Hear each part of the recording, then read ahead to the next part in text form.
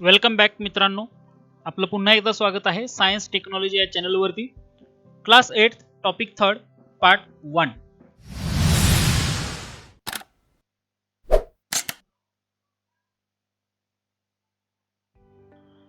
So आज आपण आपला युनिट नंबर 3 सुरू करतोय, force and pressure.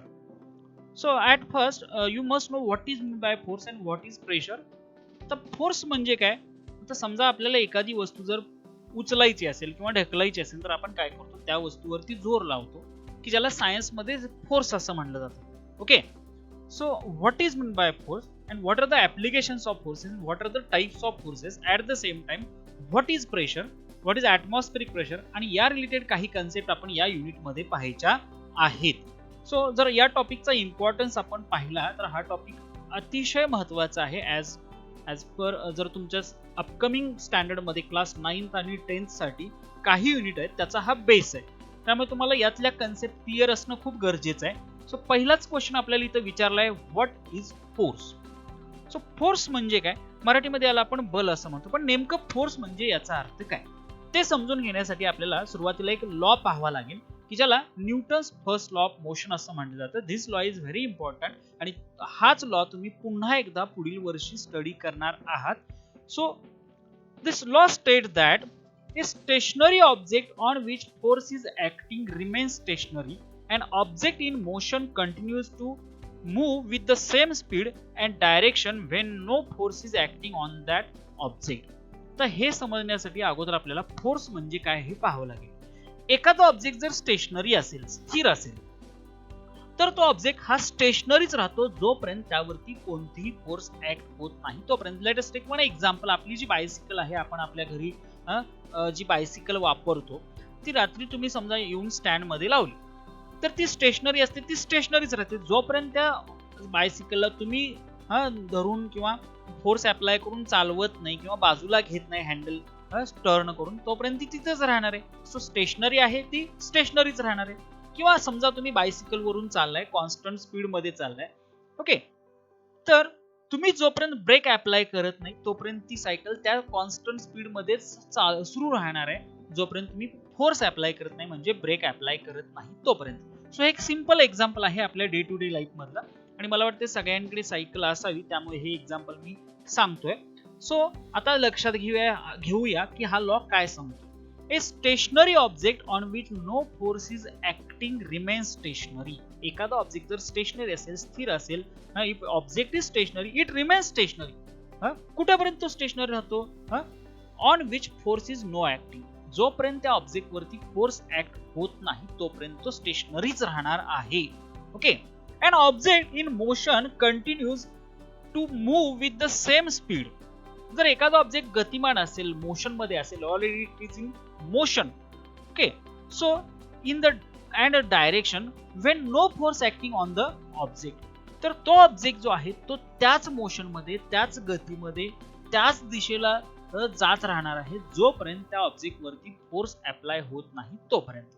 Okay, so this is very important observation. A stationary object remains stationary until any force act on it, or object is which is in motion, it remains in the same motion in the same direction when there is no force acting on the object. So this is very important observation and this is called as, यालाच आपण Newton's first law of motion म्हणतो आणि यावरून आपल्याला force म्हणजे काय समजतं. आता लक्षात घ्या, जर एखादा स्टेशनरी ऑब्जेक्ट समजा आपल्याला मूव्ह करायचा आहे तर आपण काय अप्लाय करतो? फोर्स अप्लाय करतो. किंवा एखादा ऑब्जेक्ट ऑलरेडी मोशन मध्ये आहे, जर आपल्याला त्याची मोशन चेंज करायची असेल तर आपण काय करतो? फोर्स अप्लाय करतो आणि ती मोशन चेंज करतो. Now again return back to the same example. Bicycle जर समजा आपल्याला चालवायची असेल तर आपण त्यावरती बसतो, फोर्स अप्लाय करतो, पॅडल मारतो, मग ती सुरू होते. म्हणजे स्टेशनरी होती ती, आपण जर आपल्याला ती मूव्ह करायची असेल फोर्स अप्लाय केली. किंवा ऑब्जेक्ट ऑलरेडी मोशन मध्ये आहे, सायकल तुम्ही चालवताय, समोरून समजा अचानक काहीतरी आलं तर तुम्ही ब्रेक अप्लाय करता. म्हणजे काय करता? स्पीड मध्ये असणारा ऑब्जेक्ट जर तुम्हाला त्याचं स्पीड चेंज करायचं असेल, डायरेक्शन चेंज करायची असेल तर तुम्ही मात्र तिथं फोर्स अप्लाय करता. So force is required to set object in motion or to stop object which is already in motion. So stationary object move करण्यासाठी किंवा ऑलरेडी मुव्हिंग ऑब्जेक्ट असेल तर त्याची मोशन बदलण्यासाठी किंवा डायरेक्शन बदलण्यासाठी फोर्स आपल्याला रिक्वायर्ड आहे आणि हेच तुम्ही पुढील वर्षी आणखी एकदा शिकणार आहात in the form of Newton's first law of motion. Now let us move forward. Observe the pictures which are given below. तर इथं दोन प्रकारचे पिक्चर्स आपल्याला दिसत आहेत. So you can see. So in first case you can see man is pushing the car. Then second case मध्ये काय होतंय, तो जो लहान मुलगा आहे तो कुत्र जे आहे त्याला आपले खेचतोय, ते जागेवरून हलेना झाले. आणि थर्ड केस मध्ये तो boy is playing with football. So आता या तिन्ही केस मध्ये पहा, car moves forward direction when man applies force from behind.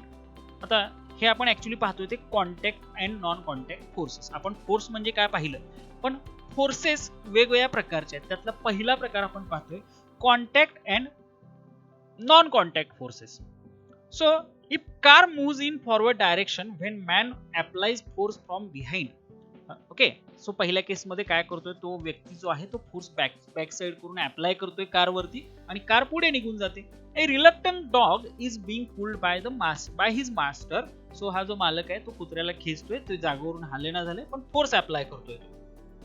A boy is playing football is kicking the ball away. So boy जो आहे तो फुटबॉल नाही खेळतोय, किक केल्यानंतर तो बॉल निघून गेला.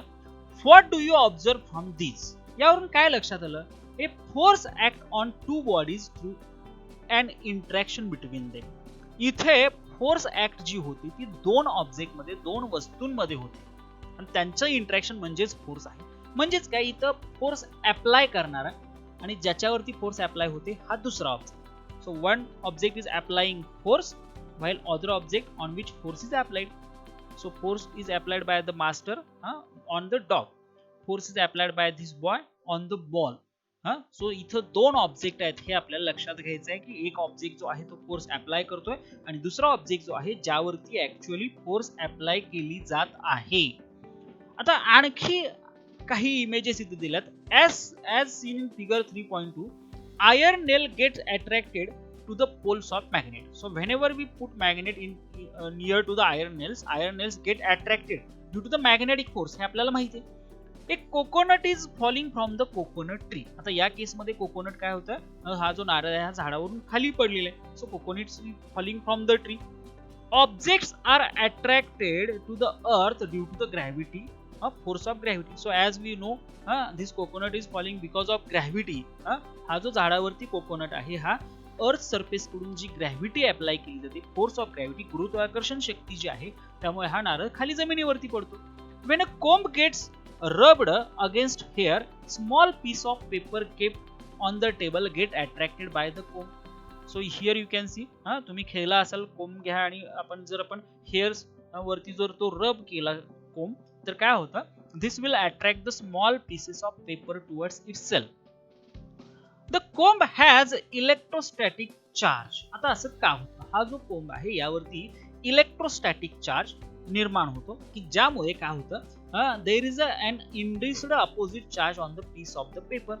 तर या कोंब वरती जे चार्ज आहे त्याच्या बरोबर अपोजिट चार्ज हा पेपरचे जे पीस आहेत यावरती असतो आणि त्यामुळे जे पेपरचे पीसेस आहेत हे कोंबकडे अट्रॅक्ट होतात आणि त्याला चिकटतात, स्टिक होतात.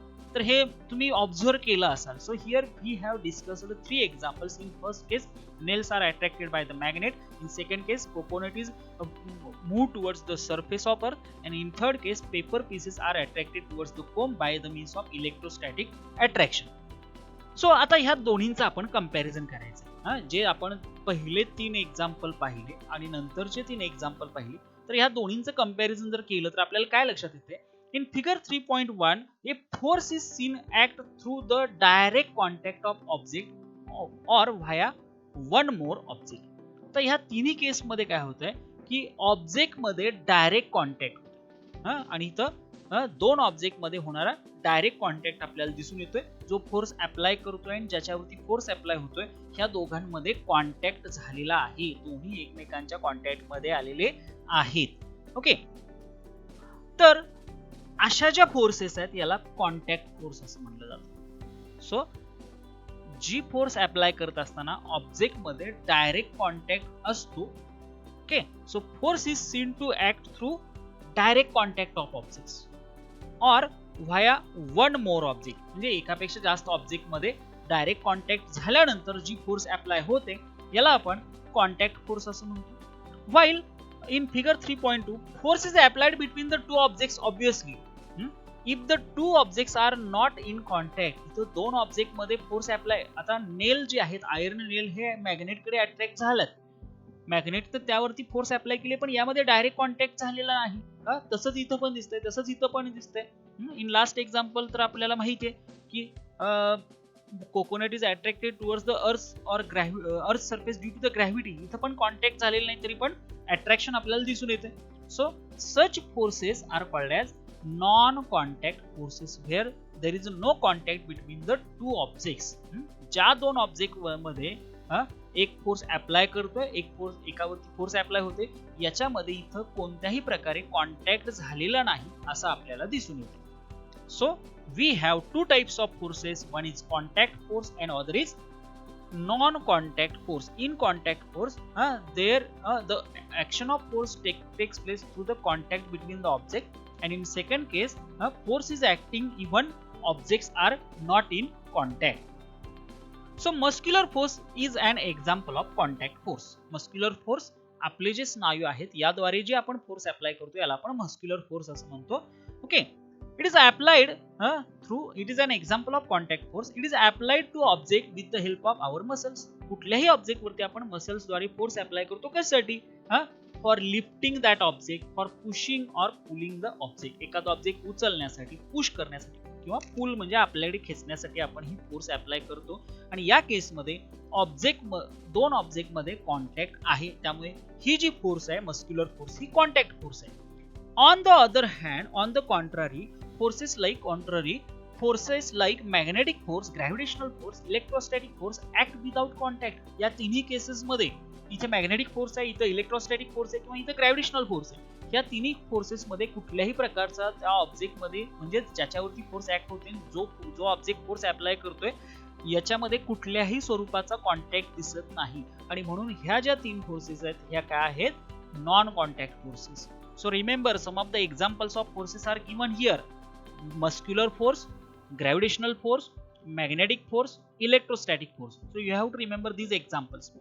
When a ball is kept on a table and pushed a little, it moves ahead and gets slow and stop. So एखाद्या टेबल वरती बॉल ठेवला आणि जर आपण किंवा जमिनीवरती जरी बॉल ठेवला आणि धक्का दिला तो पुढे जातो, पण आफ्टर सम टाइम तो स्लो होत जातो आणि तो स्टॉप होतो.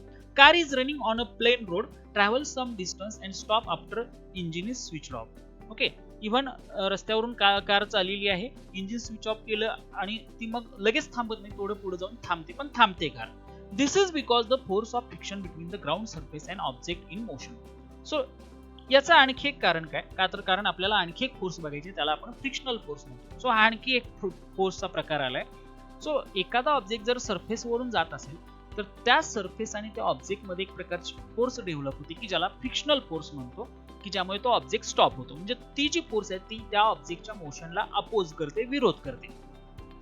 In the absence of frictional force, जर फ्रिक्शनल फोर्स नसेल, in the absence of frictional force the object would have remained in the motion. जर फ्रिक्शनल फोर्स नसेल तर तो ऑब्जेक्ट कंटिन्युअसली त्या मोशन मध्ये राहिला असता. Frictional force is very useful in daily life. While walking we push ground behind with our feet. Okay, so frictional force ही आपल्या डे टू डे लाईफ मध्ये अतिशय महत्वाची आहे. आपण चालत असताना काय करतो? We apply force on the ground surface so that we can walk. आपण चालू शकतो. In the absence of friction we will slip and will not able to walk. जर फ्रिक्शन नसतं तर काय झालं असतं? आपण स्लिप झालो असतो आणि चालू शकलो नसतो. So frictional force is very important. All the objects in motion have frictional force acting on them which is acting in opposite to the direction of motion. कुठलाही ऑब्जेक्ट हा मोशन मध्ये असेल तर त्यावरती फ्रिक्शनल फोर्स काम करत असते की जी त्या ऑब्जेक्टच्या डायरेक्शन ऑफ मोशनच्या अपोजिट काम करते. So remember, frictional force act on object in opposite direction to the motion. कुठलाही ऑब्जेक्ट मोशन मध्ये असेल, गतिमान असेल तर त्यावरती फ्रिक्शनल फोर्स काम करत असते, ती त्या डायरेक्शन ऑफ मोशनच्या अपोजिट डायरेक्शन मध्ये काम करत असते. You must have seen that one tend to slip over banana peel or on the street. So हे तुम्ही ऑब्झर्व केलं असेल, बनाना पील वरून घसरून पडतो आपण कारण तिथे फ्रिक्शन कमी होतं. So in that case friction will be less, so that one can easily sleep over the banana peel. So similarly one can slip due to the mud, चिखलावरून पण घसरून पडतात. In both the example due to the reduced friction. So in both cases what happens, there is a reduction in the friction. Friction मध्ये friction कमी झाल्यामुळे slippery nature आल्यामुळे पडतात लोक. Use your brain power. Make a list of some examples of in which contact and non-contact forces are applied. Write the type of force. तर तुमच्या day to day life मधले example मध्ये तुम्ही contact आणि non contact फोर्सचे example लिहा आणि त्याचे टाइप्स लिहा. कॉन्टॅक्ट आहे का नॉन कॉन्टॅक्ट फोर्स. आता फ्रिक्शनल फोर्स जर आपण पाहिली तर ही कॉन्टॅक्ट फोर्स आहे. ऑब्जेक्ट मोशन मध्ये आणि सरफेस वरती त्याचा कॉन्टॅक्ट होतोय आणि सरफेस कडून मग नंतर ही फोर्स अप्लाय केली जाते. So frictional force is a contact force. Remember this thing. Now let us move to the next part. Take 2 plastic bottles with rectangular shape. So here you can see 2 plastic bottle घेतलेत की ज्यांचा आकार rectangular आहे. Okay, close their openings by fitting the lids tightly. So their openings are closed by means of lid आणि हे tightly बसवलेलं आहे. Keep 2 small bar magnets on them and fix them nearly using sticking tape. So you can see here the bar magnets are fixed to the these bottles by means of sticking tape. Sticking टेपने ते चिटकवलेलं आहे त्याला. Fill the plastic tray with water and leave 2 bottles floating with the magnet on the top. So काय केलं, एक मोठा tray घेतला, यामध्ये पाणी घेतलं. So this tray is filled with water and then these bottles with magnet are live into the water so that magnet will remain on the top. magnet वरती राहील अशा पद्धतीने आपण ह्या बॉटल ह्या ट्रे मध्ये सोडून दिलेल्या आहेत. Take 1 bottle near to the other. आता ह्या 2 बॉटल एकमेकांच्या शेजारी शेजारी आपल्याला आणायच्या आहेत. If the north pole of the magnet is near the south pole of the other magnet, bottle will head towards each other. So आपल्याला माहिती आहे नॉर्थ आणि साऊथ पोल म्हणजे opposite pole head to head आले तर ह्या bottle काय होतील, एकमेकांकडे अट्रॅक्ट होतील. They will get attracted towards each other because as we all know unlike poles attract each other. Observe what will happen when directions of the bottles are changed. जर समजा आपण बॉटलचं डायरेक्शन चेंज केलं, we can observe change in the motion of the bottle without any contact. तर आपल्याला काय दिसेल, object जे आहेत त्याची मोशन चेंज होईल, बॉटलची मोशन चेंज होईल, पण इथं त्या 2 बॉटलमध्ये कुठल्याही प्रकारचं कॉन्टॅक्ट नाही. कारण लक्षात घ्या, ह्या 2 बॉटलमध्ये जे मॅग्नेट आपण बसवले आहेत ह्याच्यामध्ये काहीतरी फोर्स जनरेट होते की जे फोर्स कॉन्टॅक्ट नसतानाही त्या बॉटल्स मध्ये मुवमेंट घडवून आणते. So this means that there exist a non contact force between the 2 magnet. हे काय दाखवते, इट प्रूव्स दॅट की जे ह्या 2 बार मॅग्नेट मध्ये नॉन कॉन्टॅक्ट फोर्स जनरेट होते, तयार होते, हे आपल्याला इथं दिसून येते. So you have learned about the static electricity in previous standard. Electrostatic force is a non contact force. To verify this which experiment you have perform or तुम्ही perform कराल. तर इलेक्ट्रोस्टॅटिक फोर्स ही पण एक प्रकारची नॉन कॉन्टॅक्ट फोर्स आहे. ते verify करण्यासाठी तुम्ही कोणता एक्सपेरिमेंट परफॉर्म कराल हे तुम्ही प्रिव्हियस स्टँडर्ड मध्ये शिकलेला आहात. So you can use your book from 7th class so that you will came to know what is this. Okay, now let us move to the next part, that is balanced and unbalanced force.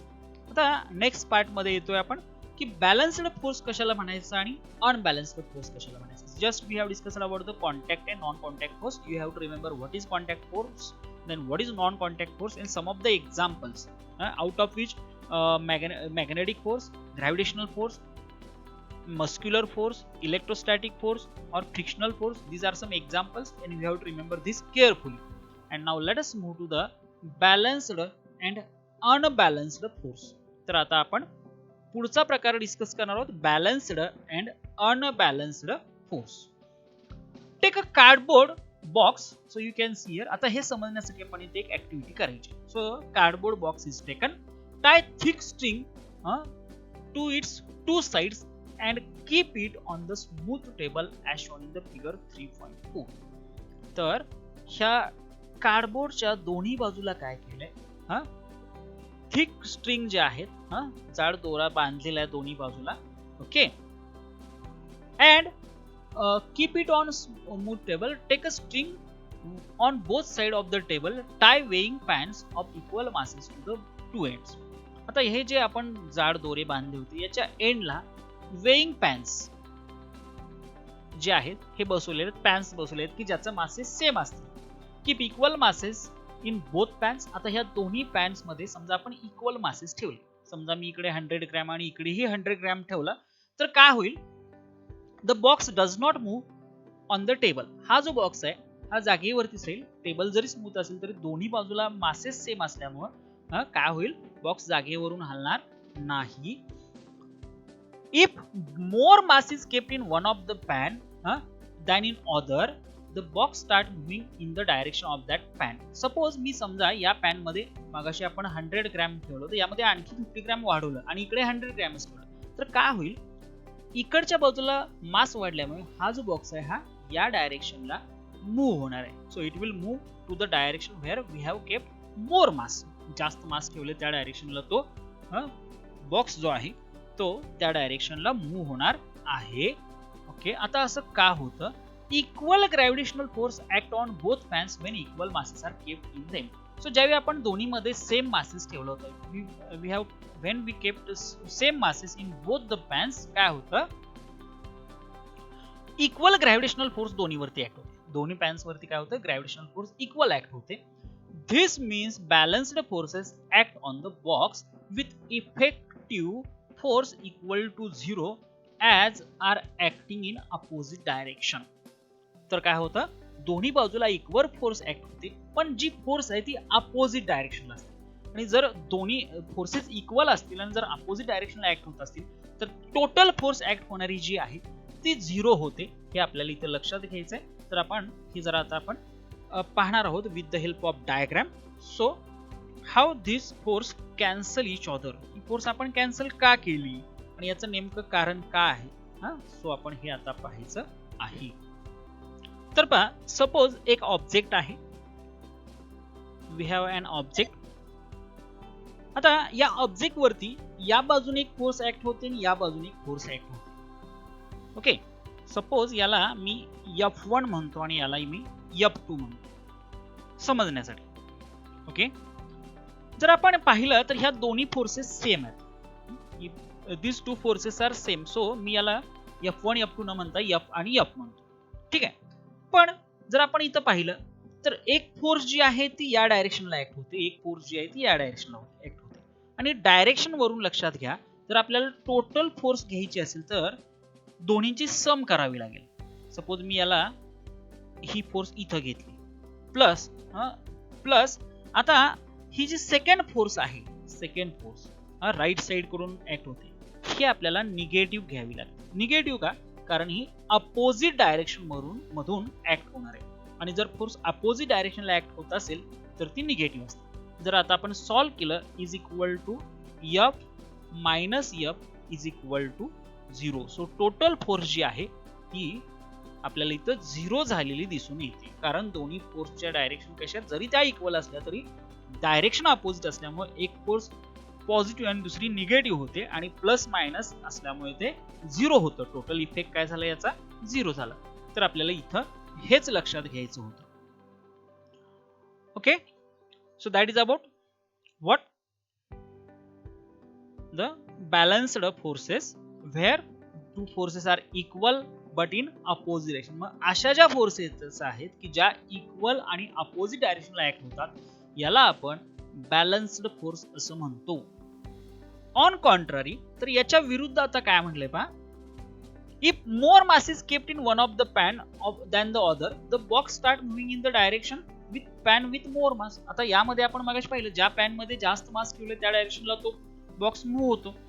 When unequal forces are applied to the both on two sides, the unbalanced forces act on the box, resulting in imparting motion to the box. So ज्यावेळी दोन pan मध्ये जर वेगवेगळे masses ठेवले, एकामध्ये जास्त ठेवलं दुसऱ्यामध्ये कमी ठेवलं, तर इथं मात्र अनइक्वल फोर्सेस काम करतात आणि त्यामुळे जो पॅन आहे किंवा जो बॉक्स आहे तो त्या डायरेक्शनला मोशन मध्ये जाईल. So whenever two unequal forces act on object, then that box is set up into motion. Okay, आणि आणखी एक एक्झाम्पल इथं आपण डिस्कस करतोय. Childrens playing tug of war pull the rope in their respective direction. तुम्ही पण खेळला असाल टग ऑफ वॉर, रस्सी खेच. सो प्रत्येक टीम जी आहे ती आपल्याकडे ती रस्सी खेचण्याचा प्रयत्न करत असते, बरोबर. If the pull of the force is equal on two side, rope does not move. दोन्ही बाजूने जर इक्वल फोर्सेस अप्लाय होत असतील तर इथं तो जो रस्सी आहे ती जागेवरून हालत नाही. If the force is more on one side, rope will move in that direction. पण जर फोर्स जास्त काम एका बाजूने जर जास्त प्रमाणात फोर्स अप्लाय केली गेली तर त्या डायरेक्शनला तो रोप मूव्ह होतो. This means that initially two forces are balance. आता या केसमध्ये जर आपण पाहिलं तर इनिशियली दोन्ही फोर्सेस बॅलन्स होत्या. बॅलन्स म्हणजे काय, दोन्ही बाजूला इक्वल फोर्सेस होत्या पण त्या अपोजिट डायरेक्शनला काम करत होते, की ज्याला आपण बॅलन्स्ड फोर्स म्हणतो. पण समजा एका बाजूला एक मेंबर वाढला त्या टीम मध्ये रस्सी खेच मध्ये, तर त्या ठिकाणी फोर्स वाढली म्हणजे बॅलन्स काय झाला, आता बॅलन्स्ड फोर्स राहिले नाही तर ती अनबॅलन्स फोर्स झालेली आहे. आणि मग याचा परिणाम असा झाला की रोप जो आहे तो ज्या ठिकाणी फोर्स वाढली त्या डायरेक्शनला तो रोप मूव्ह होतो. So whenever forces become unbalanced then movement or motion of an object can be observed. तो ऑब्जेक्ट मोशन मध्ये गेलेला आपल्याला दिसून येतो. आता आणखी एक एक्झाम्पल पाहूया. Let us see one more example to understand this balanced and unbalanced force. When big grain storage container is required to slide on the ground, it becomes easier if two persons push it in rather than the one person.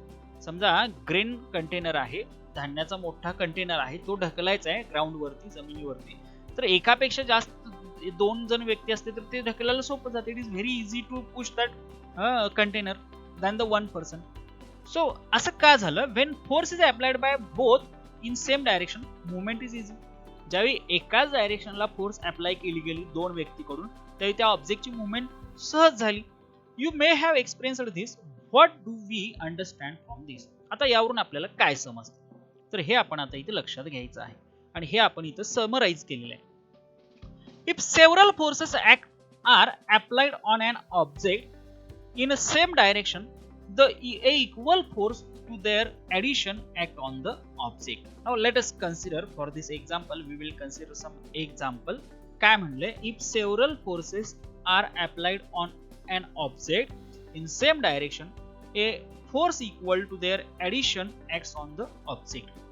तर पहा, एक suppose आपल्याकडे object आहे, we have an object, okay. So हा आपला object आहे. या object वरती F1 फोर्स ऍक्ट झालेली आहे ऍट द सेम टाइम एका व्यक्तीकडून, आणि त्याच ऑब्जेक्ट वरती दुसरी एक फोर्स ऍक्ट झाली दुसऱ्या व्यक्तीकडून की ज्याला आपण F2 म्हणूया. आता या ऑब्जेक्ट वरती एकाच डायरेक्शनला दोन वेगवेगळ्या फोर्स ऍक्ट होत आहेत. आता या ऑब्जेक्टला ऍक्च्युअली टोटल फोर्स किती मिळणार आहे तर ही असेल, so total force will be experienced by this object will be F1 plus F2. So total force experienced by an object, given object is equal to F1 plus F2. आणि तेच इथं म्हणलंय की एका ऑब्जेक्ट वरती number of several forces act होत असतील, apply केले असतील, तर त्या ऑब्जेक्ट वरती एकूण फोर्स किती ऍक्ट होते तर जेवढ्या फोर्सेस अप्लाय केला त्याची सम म्हणजे ती टोटल त्या ऑब्जेक्ट वरती ऍक्ट होते. इथं जर समजा एकापेक्षा जास्त 3-4 फोर्सेस असतील तर टोटल फोर्स त्या ऑब्जेक्टला किती एक्सपिरियन्स झाली असती त्या सगळ्या फोर्सची आपण सम घेतली असती. So that is the first very important rule or concept or very important observation you have to remember. Now let us move to the second observation.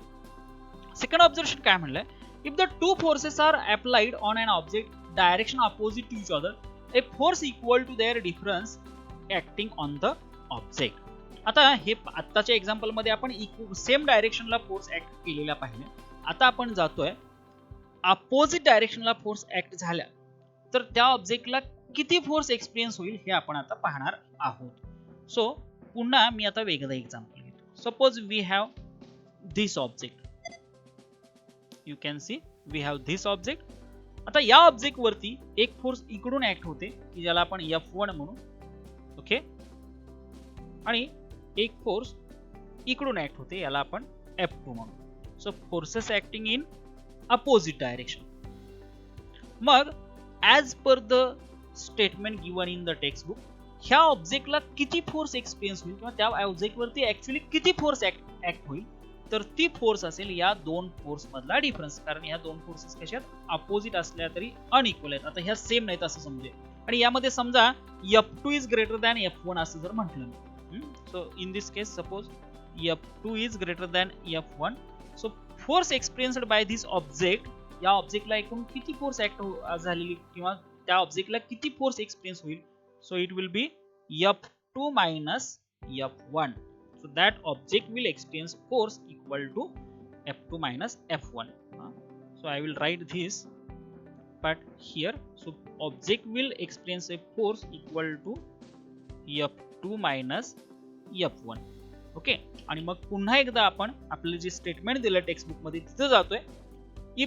If two forces applied on one object in opposite direction to each other, a force equal to their difference is act on the object. तेच आपण आता पाहिलं, एखाद्या object वरती दोन वेगवेगळ्या force act होत असतील, वेगवेगळ्या मॅग्निट्यूड मधल्या, सेम ऑब्जेक्ट वरती ऍक्ट होत असतील, पण त्यांची डायरेक्शन जर अपोजिट असेल तर ऑब्जेक्ट वरती एकूण फोर्स किती ऍक्ट होते, त्या दोन फोर्स मधली जेवढा डिफरन्स आहे तेवढी फोर्स त्या ऑब्जेक्ट वरती ऍक्ट होते.